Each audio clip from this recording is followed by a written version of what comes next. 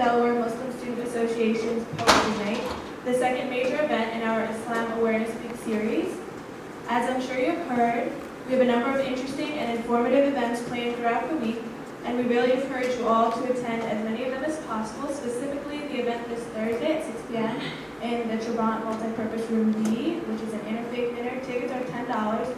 You can get them online at Ticketmaster or in the box offices in Trabant or down at the Bob Carpenter Center. So we hope to see you there, and if any of you have any questions about the events that are going on this week, feel free to ask any of the MSA members, or you can check out the booth in the back, and a lot of the information is back there. So tonight our headliner is Mr. Yusuf Karoma, a writer, author, poet, motivational speaker, teacher, husband, activist, and entrepreneur. Better known by his stage name, Seff Al-Afriqi, Karoma is a practicing Muslim native of Conakry, Guinea. As a West African Muslim growing up in the streets of West Philadelphia, Karoma found himself torn between life in the streets and his faith as a Muslim. While a freshman in high school, Yusuf first experienced spoken word and has been performing and writing ever since. Despite the many successes that spoken word has brought Karoma, he considers himself to be a student first. Education is of the utmost importance to Yusuf, and he is currently a student of leadership and global understanding at LaSalle University in Philadelphia, Pennsylvania. He hopes to someday make an impact on the world through his art, and until then is working hard to better himself as well as those around him. So without further ado, please join me in welcoming Mr. Seff Al-Afriqi.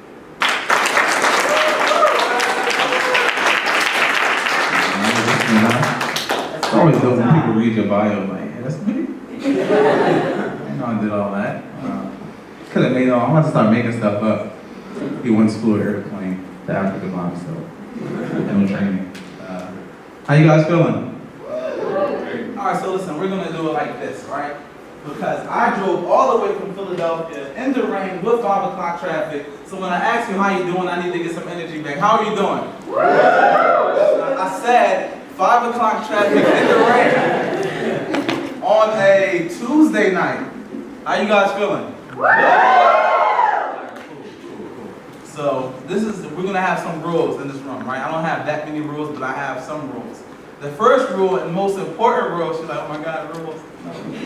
The first rule and most important rule is that you guys give energy. So for you guys sitting in the back, I need you to bring it up.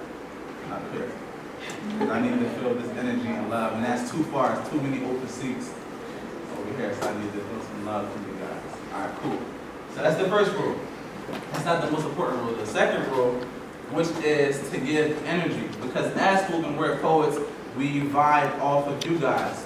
So if I'm doing a poem and you guys like, and it's something interesting, I don't know what it is, but about MSAs and Muslims, that you guys are the most nonchalant people ever. You cannot please Muslims. You're like saying that the most Shakespearean line ever is like the dopest line ever. You're like, oh. Mashallah, brother. And I'm like out here giving my life away, you know? And then you'll get one more Allahu Akbar once in a while, once every 6 months. But tonight is not going to be that night, right? Nope. See? I told y'all, see? I don't believe him. Tonight's not going to be that night, right? No. Huh? No. Alright, I need some believability. So when I say a poetry line, I need you guys to give it back and make me feel like it's the most amazing line that you ever heard in your entire life. That's the kind of energy I'm trying to have in this room. She said, wow, yeah. Right? So we're going to have an example. Somebody give me a line. I'm bow tie fresh, right? So we're going to make pretend. I'm going to say I'm bow tie fresh, and I want you guys to go and sing. Alright? Get my poetry thing together, alright? I am bow tie fresh. Alright?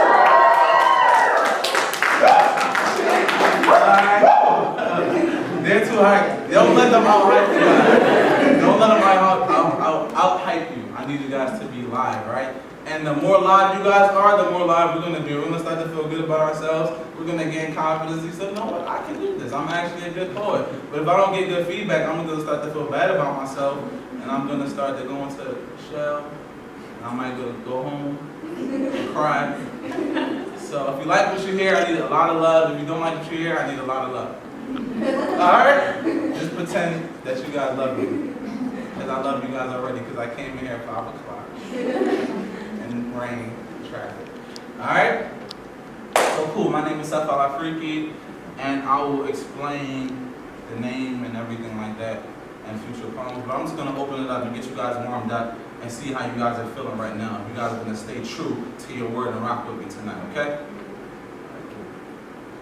If they ask about Seff, tell them I'm bow tie fresh, but told the N-O-I-N-O. Second resurrection, budget waiting for their memo. I'm up on post Taj with my back up on the tempo for the sake of what is karma, west from the Geno. Tenfold, God give me the strip toe. Walk upon the light, but devil want me doing endo. Told that sucker N-O. Gave that sucker punch a power of a Kimbo, but slip. Oh shoot, counter punch upon my chin go. Down, son of Adam, be forever super simple. Got an envelope in the mail red. Scholarship the tempo. Seen the winking eye. Wild Illuminati symbols, 100K in student loan sticker for your window. College educated but can't even pay your rent though. I see y'all broke too. You know what I mean? It's like the means don't justify the end, so after Charlie Mack, I'll be the second out the limo, like, yo, take this demo, listen to my intro, poet under 30, getting 30s cause my pen dope. Now that I'm on fire, everybody watch me kendo. Fellas give me dap, and the sister give me dimples, that's funny. They wasn't with this shit in the gym, so I'm all about my Urkel and the Winslow, get it? Family matters, I do it for my kinfolk, for them I get the paper like a customer at Kenko's and O. They like my lingo, to pop on say my lingo, to kind of my Arabia, the language of the gringos. Must be the reason I'm seasoned everywhere the wind blow. Must be the reason they're grieving everywhere I enter, like, yo. Like, yo, you brushed it up, yeah, I thought you knew that. No, must be a new jack and the cool cap, and the cool Hans in the suit rack when I step in, like, who that? In Israel, like where the Jews at, where Palestine is, I'm where the news at, Chuck the dude sat, and the dude that think being cool is having 2 chains and 2 gats. Sucker move back, I'm where the truth at. Now put that wherever you keep your youth at.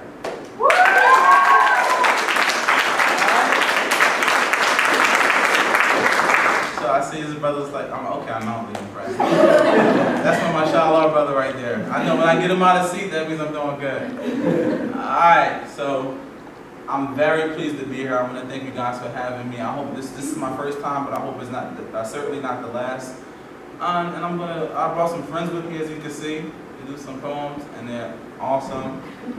So I'm going to introduce them and let them come up right here. First of all, I'm really excited right now. I'm going off a high because 2 days ago, myself and a few colleagues, we did a show in Philly at the TLA. Now, TLA is one of the most historical venues in the city of Philadelphia. Any performance from James Brown to Jay-Z has performed in TLA. But never in the history of that venue have they ever had a poetry show, an exclusively poetry show. So we made history that way, and also we sold the venue out with 1,100 people. You know, you see concerts or whatever, rappers and people packed in there selling out for Jay-Z and stuff like that. But we were poets in there, and we had people like sardines packed in there to hear poetry. So I think that was amazing. And this young man is coming up right now. He was a part of it. He's the founder of Voices in Power. He's one of my good friends, one of the most stylish young men I know. I'm trying to get my beard bigger than his, so I'm jealous right now. I'll put the iron on him. Just kidding, but Louis Marrero, y'all, give it up for Louis.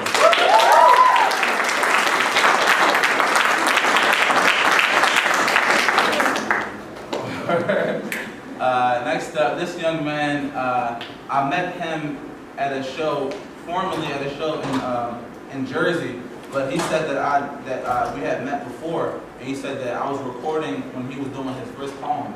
I didn't even remember that, so it's funny how the world works, and how when you do good, Allah subhanahu wa ta'ala says in the Quran, Hal jazaa'u al-ihsani illa al-ihsan. Is there any reward for good except good? So one of the blessings in my life that make me as successful as I am is the people around me, and a lot of people don't see that. All they see is Yusuf being successful, but they don't see everybody that's holding me up. And that's how it is in life a lot of times. So I just meet a lot of good people. And this young man, Josh, I'm right up, I want you to give it up for Josh, he's one of those people.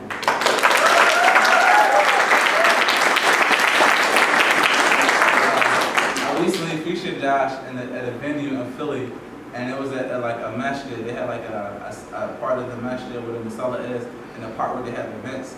So he was like the only Christian in there as a poet. And he was like, I don't think I can do it. This is a weird environment. I said, no, they got you, man. Just do your thing. And they got your back. And when I told him that, yeah, brother Josh is Christian, he's like, we was Christian too. We love you, Josh. I was like, so it was a lot of love, man. So he's been, now they want him back. They can't stop talking about him now. So I love to create that universality and to show that although our faiths may be different, we are still creatures. We are still human beings. We still share different experiences, and we are still one people. There's only one race, which is the human race. So I try to exemplify that in the way I live and the people I surround myself with. A good person is a good person no matter what their faith is. And I could go on for days about that, but I won't. So this cool guy right here, if you're wondering, with the top hat, that's wearing sunglasses inside, is the coolest guy you'll ever meet in your life, all right? This is my cousin, Ahmed, but he goes by the name of Hero the Valiant. He's a songwriter, a producer, a vocalist, a rapper. He's phenomenal. But he's my family member. He actually inspired me. Before I was ever doing poetry, he was in the music industry. So I want to invite him up. Hero the Valiant.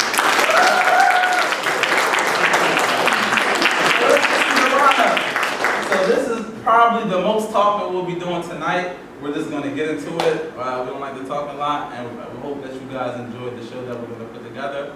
And glad we love to keep the energy live, all right?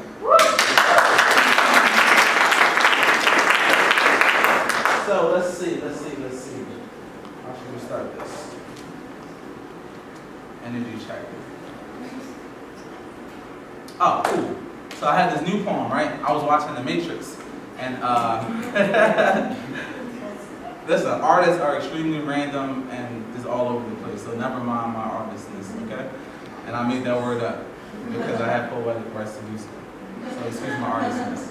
So I was watching The Matrix, and I was watching the scene in The Matrix where Morpheus is like talking to Neo about the red pill and blue pill, and this what that symbolizes about society and all of that, and about being enslaved to society and all that extra jazz. But I really, for some reason, I fell asleep at that part, and in my dream, I thought I was Neo, right? So I was just in the Matrixes, and all this stuff, and he offered me the blue or red pill, and I, took the red pill, and it really awoken me to all the stuff in society and allowed me to see past all the things that's going on in society. So I woke up feeling real Neo-ish, right? So I wrote this poem. And I forgot the first line of the poem. That's a poor way to start out, right?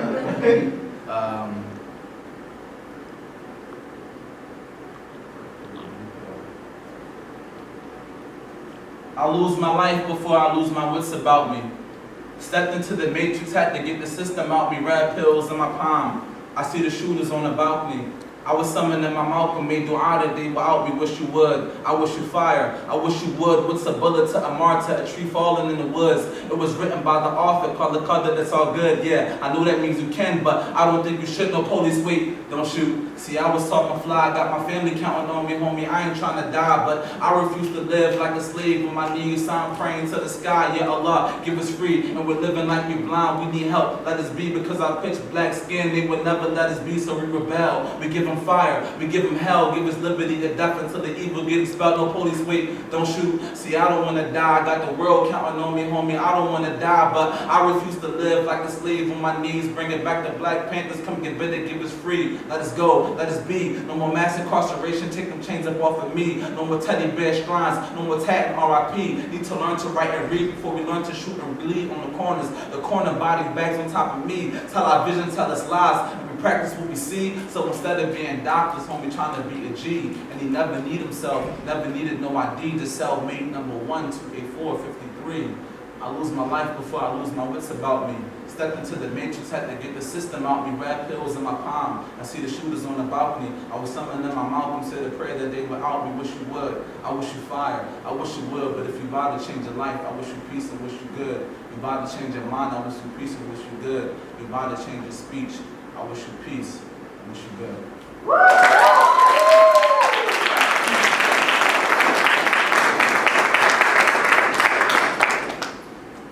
y'all clap it up again for Seff, please?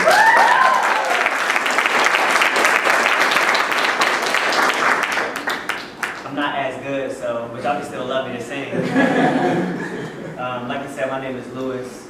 Also coming off the high from Sunday night with over 1,100 people in the building. It was my biggest audience ever. So it was dope to be a part of that and be a part of making history. Let's see what this first piece gonna be. Alright, I'm just gonna do the first piece I did yesterday on Sunday.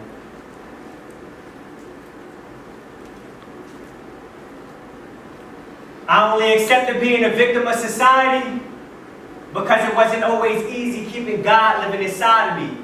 Especially when the devil kept walking beside of me, whispering in my ear, I'm of a different biology. And whenever I gazed into astrology, looking down upon God and screaming my apologies, he would simply reply with, how could you possibly? And my only excuse was that I couldn't live through love because life fed me this hate. And it was hard to believe fate when faith itself didn't have faith. So I constantly reminded myself, faith over fear, Lewis, faith over fear. But while God helped everyone else, the devil seemed so near, and he didn't always appear as he normally would. So I could never fully trust myself as I normally could. Contemplated on accepting possibilities of thoughts becoming actions. Debated with deviations of temptations and satisfactions. With my curiosity building into animosity between decimals and fractions. How could I escape what the devil made as God's distractions against his own attractions? And I never meant for God to be placed after the sign of subtraction, but it didn't always add up. So whenever I made a mistake and would have received my type of reaction, it resulted in a hardship transaction between myself and my God, leaving him in dissatisfaction and left me alone with yet another interaction with something I never should have involved myself with in the first place. I guess that's why I took the greatest joys of life and found out how to look at it in the worst way. So I never accepted love from any of God's children. I felt like I wasn't supposed to be born an American. My thoughts never felt like a civilian. And instead of praying to God, I kept wishing upon shooting stars by the millions. And instead of asking for help, maybe asking for help, I would die for the wealth by the billions. So my thought process seemed to never develop based off faith. It seemed fake, false hope. And now I choke because I worship less upon God and more upon the item that seems me. And I never took the Bible, took church, or took God's holy water as an all-erasing sin remedy. Instead, I partied with unknown females intoxicated by a couple shots of Coke and Hennessy, especially the ones that reacted so beautifully, desperately, while plucking the little angel off my right shoulder to keep my conscious mind off its sober jealousy. Then burned in hell while I dreamed of something so heavenly. Wake up, then ask God to forgive me for my sinful tendencies. Ain't there some shh? Because I never wanted to listen whenever God never wanted to remain silent. And I always played the role of the victim whenever I decided to get violent. But I am only what he made me. So do I thank the devil for being so criminal-minded? Or shall I scold God for allowing me to be so easily blind-sighted? Or am I missing the basic principle? You have to keep an imaginary visual of something that isn't visible, because the devil does an outstanding job of taking something as typical as a weak mind and introducing thoughts to give birth to something so miserable, focusing on something so minimal and forgetting what's remarkably pivotal. Let go and let God. Turn the unfixable into a miracle through chapters of teaching so biblical. I just wonder if God hears my pretty lies of honesty and inhales the truth behind such comedy, or could he possibly escape my past thoughts and accept my God-given apology?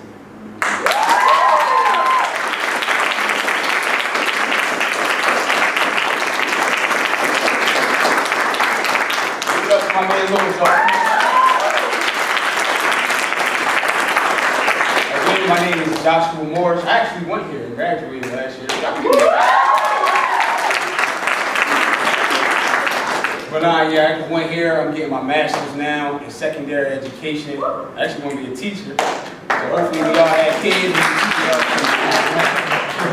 How many of y'all know what beauty is? Raise your hand. Who know what beauty means? You gonna let the crowd answer. What's beauty to you? You can give me beauty. Happiness. Happiness. That's one. Anybody else? Love. Always. Anybody else? You scratching your head. You got something. Okay, look, I'm gonna give y'all what I think beauty is. This poem is actually called Beauty, so I'm gonna give y'all what I think it is, and y'all can just compare it to y'all head. So y'all gonna listen? I need energy. Y'all gonna listen? Yeah. Y'all gonna pay attention? Yeah. The word beauty hasn't been missing, just angled in the wrong position. You see, nowadays, beauty is priced too high, like a college tuition. But don't worry. I asked God angels in the room to press beautiful glasses against your face to help you see my beautiful vision. And that's vision of truth. You see, truth is, beauty isn't biased, it doesn't have a skin color. It can be me, it can even be you. Mankind think beauty is the sight satisfaction of someone's face. But in all actuality, beauty is in the actions that you choose to do. You see, beauty is that overweight woman that works 2 minimum wage jobs to live. No man but has 4 kids. But by any means, what her children need to eat, there's always food in the fridge. You see, now that is beauty. Beauty can't be found in a strip club. Beauty can't even be searched in your search engine on Pornhub. But beauty's found in that short-armed midget guy who shows his wife love, who knew she worked the double, so before she come home, he prepared a tub full of bubbles. You see, now that is beauty. But being old and wrinkled, sweaty and smelly, welts on your hands from working, wearing the same dirty clothes every day, that isn't everyday beauty. Well, wait a minute. Well, then again, it is.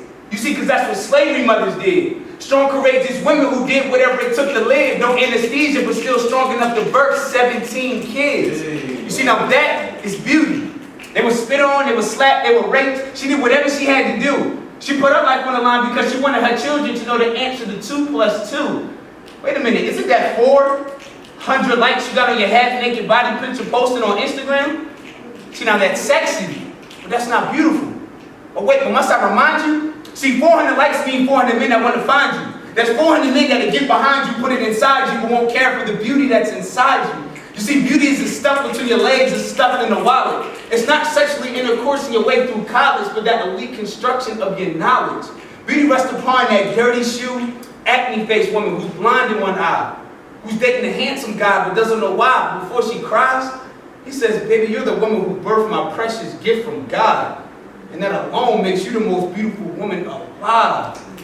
How you see, now that is beauty. Beauty doesn't line your mascara makeup. Beauty doesn't shape up your physical shape up. So when you wake up, just wear that beautiful personality as your everyday makeup. Beauty comes in a million different shapes, in a million different ways. And every woman in the world is beautiful. And because of that, every woman in the world deserves a million beautiful days. No matter what people say or do to you, never ever let it get through to you. Because there's another everything else in the world, but there's only one you, because you're beautiful. Thank you.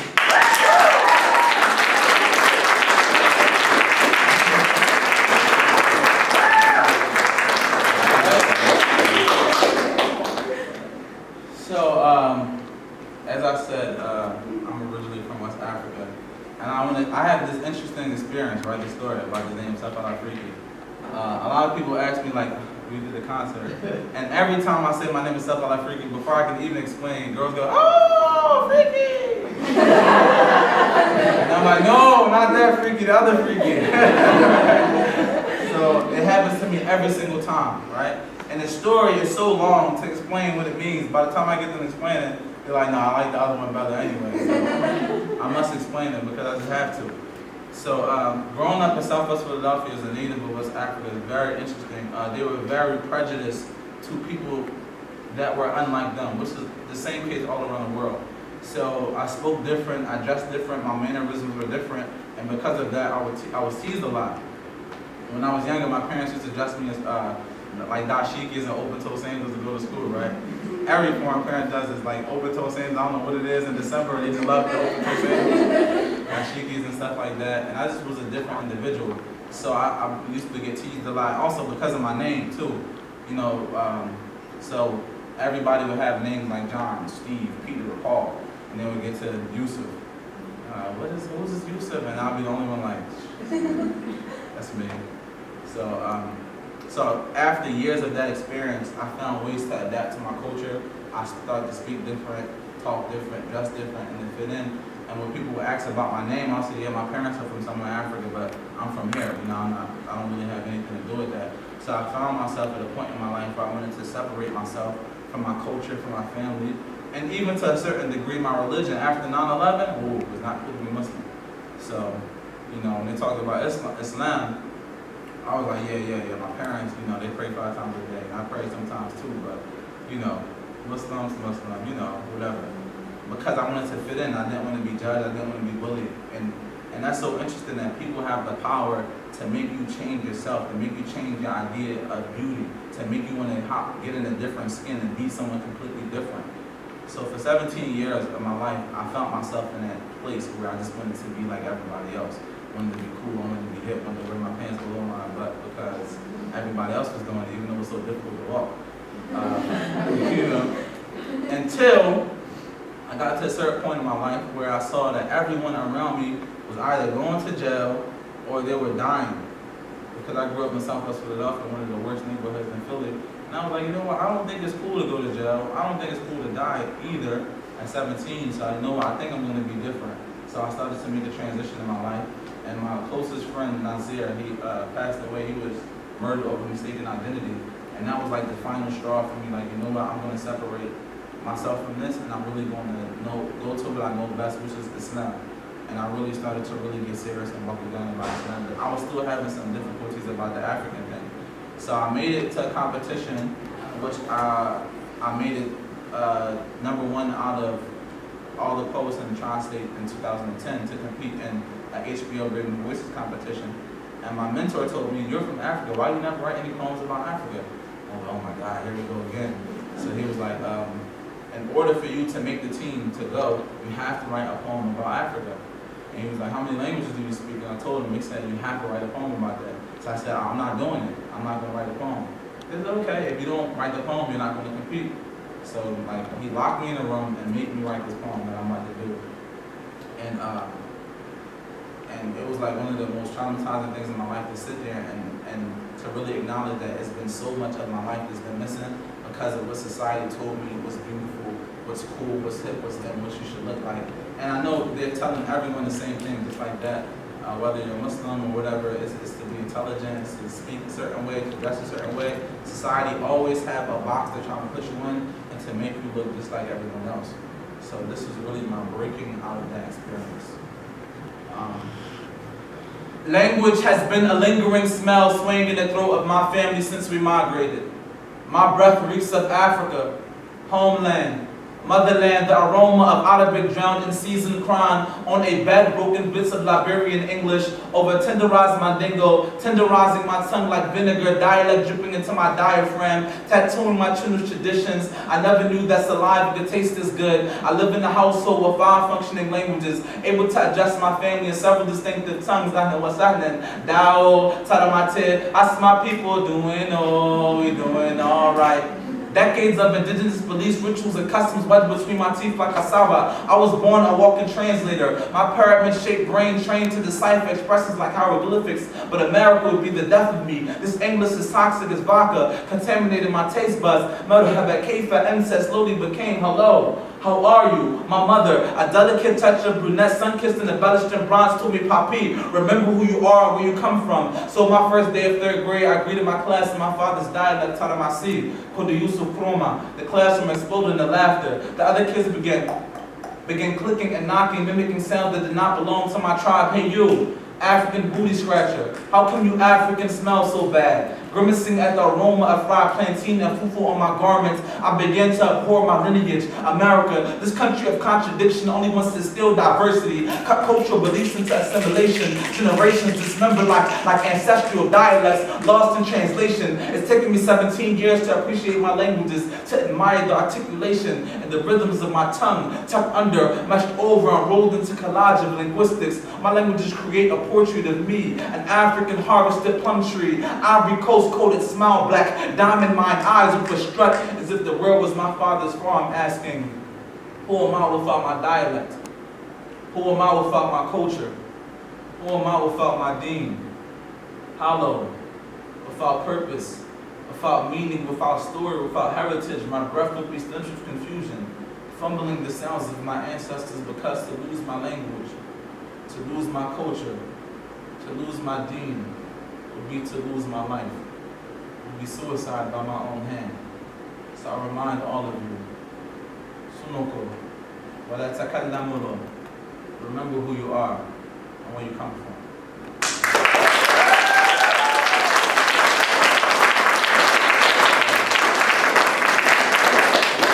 So that was a reminder to myself, and then after that experience, I moved to Saudi Arabia. After I graduated, I moved to Saudi for a year, and I was studying to go to the University of Medina. I'm like, I'm gonna be a dad, I'm gonna get dawah, I'm gonna tell these people what it is, I'm gonna lay the truth down, right? So I got to Saudi, and the first thing I noticed when I got there was a lot of racism, right? Which is very unfortunate. You guys know what I'm talking about? So when I got there, right, as soon as I got off the plane, the guy asked me to carry his bags because I had to be a servant or something like that, right? So I'm like, excuse me. Like, yeah, Najiri.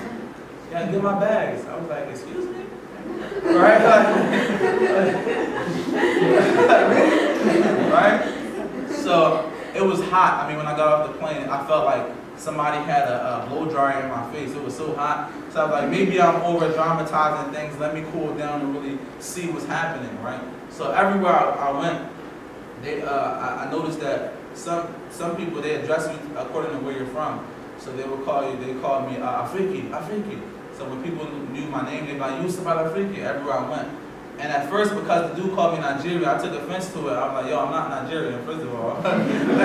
If you go call me, at least know where I'm from. Not all black people are from Nigeria. Contrary to popular belief.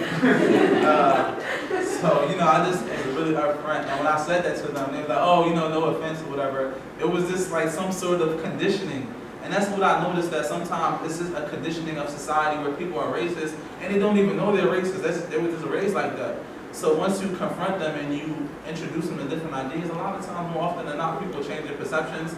But what's not cool is having the elephant in the room and nobody saying nothing about the elephant, and there's just being so much frustration about it. So I'm the guy that like to kick in the door and break down barriers. So when I approached them about the Seff Al-Afriqi thing, they introduced me to the whole culture and gave me different references and things like that, and how it can be an honorable thing.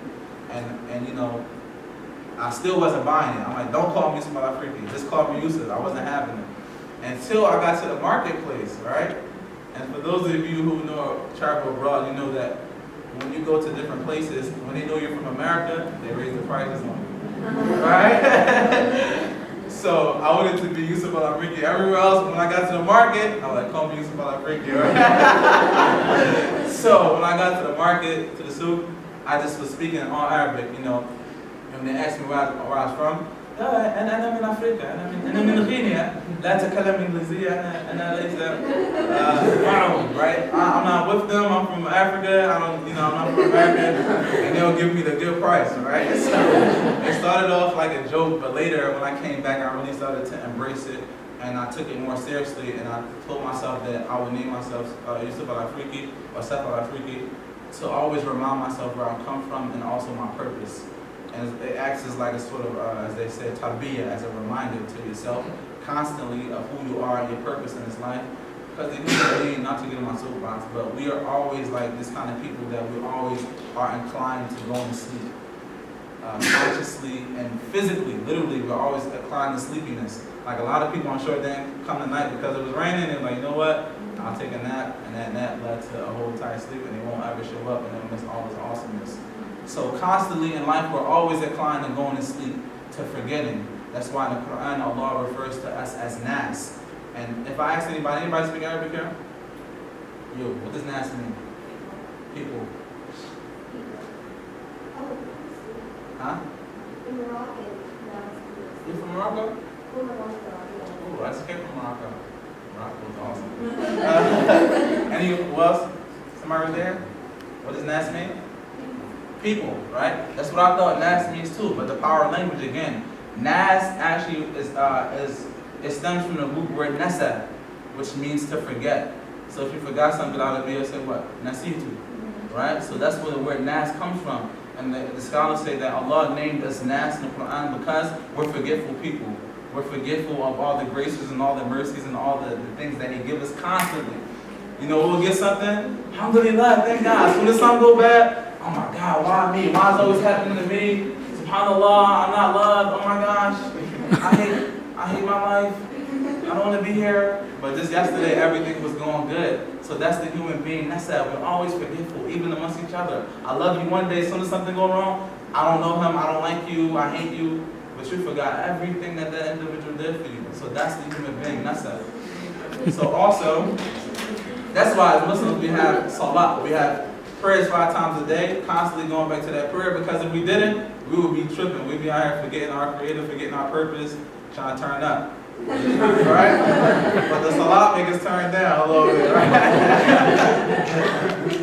So that's our purpose. Right? So that's always reminding me, that's my reminder of being forgetful, to really put myself back in line. And I'm going to let Lewis come back up here because I told him. I'm sorry, Lewis. I'm sorry. So as the poets, we're reminders, we're reminding people, right? So Lewis is going to remind you of something. I don't know yet, but he's going to remind you of something good. Clap it up a little bit.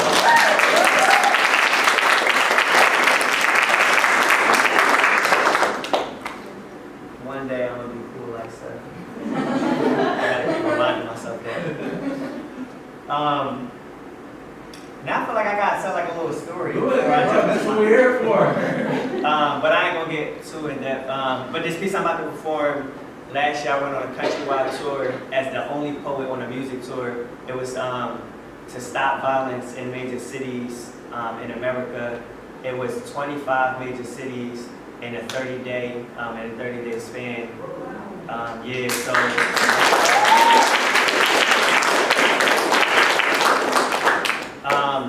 so this piece was the piece that I performed during that tour. This is the piece I do a lot of community events, a lot of schools for children. I woke up to the scent of death. Gunshots played its role as my alarm clock, and at the foot of my bed is every corner covered in